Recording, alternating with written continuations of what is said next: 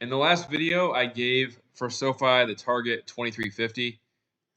I think that that's going to end up being about right. Let's go over the count from the very beginning. So again, going back to this, when you first look at this, when this first happened, I would say almost 100%, or I'd say I was leaning towards this being an ABC move. But if this is going to go higher and make new highs, it would have to be a nested 1-2, and that's what it ended up being. It ended up being 1-2, and then we started a third wave here with 1-2. If you draw a parallel line here, we cross right there. Third wave.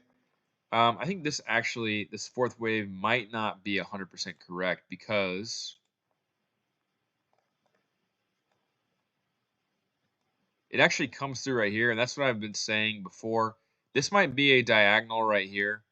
1, 2, 3, 4, 5, second wave, third, fourth, fifth. So 1, 2, 3, 4, 5. And then this right here is A, B, C. So it doesn't really matter. The fourth wave's here or it's right here. Fifth wave higher, we made a new high right here.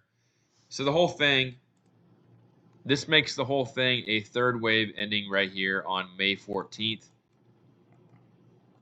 And so then if we draw a parallel line from the first to the third, and we cross right here for a fourth wave. So I'm pretty sure that this is the fourth wave, and then this fifth wave just got really extended. As I've said before, that's how SOFI usually goes. It usually extends at the very end of the move and makes you hold. Because, I mean, it has that built-in reputation of just, like, tanking hard.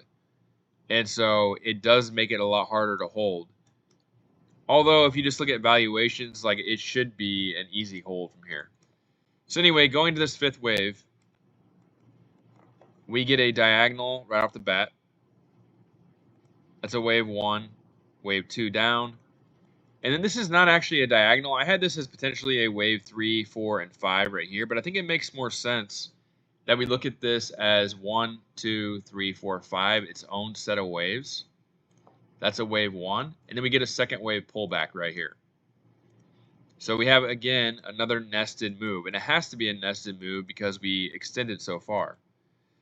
And then right here, again, this is 1, 2, 3, 4, 5, a first wave right here.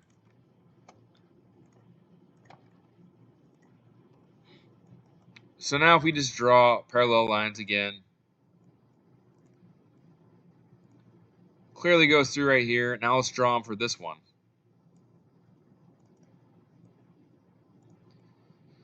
So we know that this is a third wave overall. If you draw if you go to the 1.61 fib of this first wave, it's right here. So I would imagine this is a third wave, fourth wave, and then a fifth wave right here. So 1, 2, 3, 4, 5. So 1, 2, 3 up here. Get rid of this. Nah, I don't need that. Just makes it more confusing. So we have a third wave right there. Again, feel free to use this technique. Fourth wave, look at that. Nailed it. And then we get another move higher here. We can draw second to 4. Look at that. Third wave right there. That would make this the fourth wave. And so we're sitting at 1, 2, 1, 2, 3, 4, 5, 3, 4. We're in the fifth wave. And then we get to the fifth wave. I have to go down on the 5-minute. And I've said before, like, when you get down to the 5-minute, there's a lot of different ways you could look at it. This could be finished because 1, 2, 3, 4, 5, or I think it's probably more likely though it's this 1, 2, 1, 2. Oh, no, sorry, I did that wrong. I think it might be 1, 2, 1, 2, 3, 4, 5, 3, ABC 4, 5. That's what I think it probably is overall. And so again, using these parallel lines, which is a very helpful technique, I can draw All right, that's the wrong one. I'm going to do 2 to 4. 2 to 4. And I would like to see this hit the very top of this parallel line, and it basically did. So it's either done or it's going to go all the way up here to 2350, my target, on July 17th. But yeah, I think it's pretty much finished. Another thing you can do is, and I've worked this out too, is I can do 2 to 4.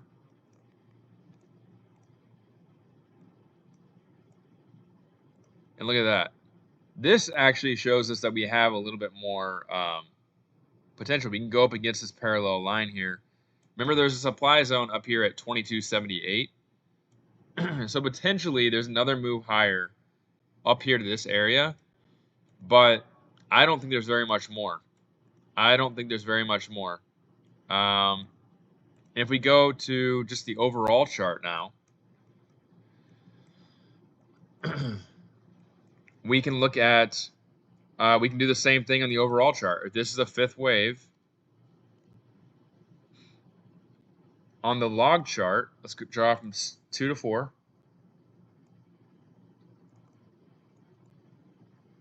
And again, look where it goes through, 2350. If you do the regular chart, which I said I've been using a lot more, but if I use the regular chart, it's going to say we've already topped out. We've already broken it. So log chart is actually probably a little bit better in this instance. And that's pretty much my count. So I think that this is a very extended fifth wave. And I think that it's getting close to topping out. I think you can maybe see 2350, like I just showed you. But anything more than that, you're getting greedy at this point. Why are you getting greedy? Because we're up now. Let's see, 860 all the way to 23. We're almost up 200%.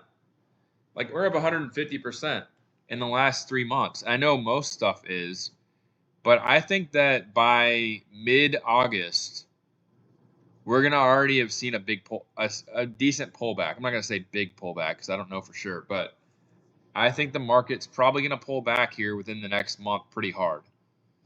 So if you haven't watched before, the overall count is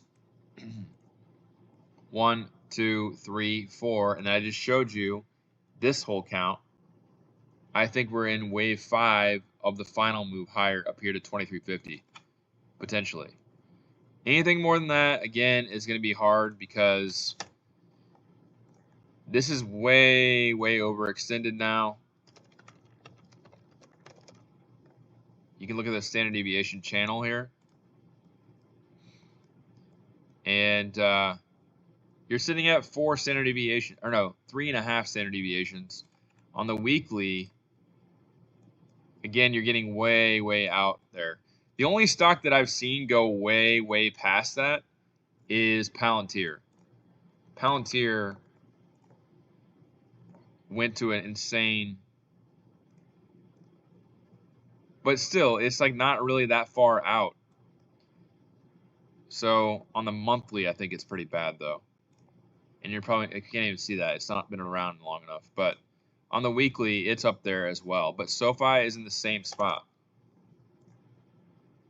Actually, it's a little bit worse. So this does adjust. Like if you just went sideways for like a couple weeks, this would adjust and we'd come back down here to 2 standard deviations. So technically it could go and just keep on doing that. But usually when you get up in this area, it pulls back hard, as you can see in the past. Pulls back hard. So anyway, that's the count overall for SOFI right now. I think that 2350 is a very realistic target.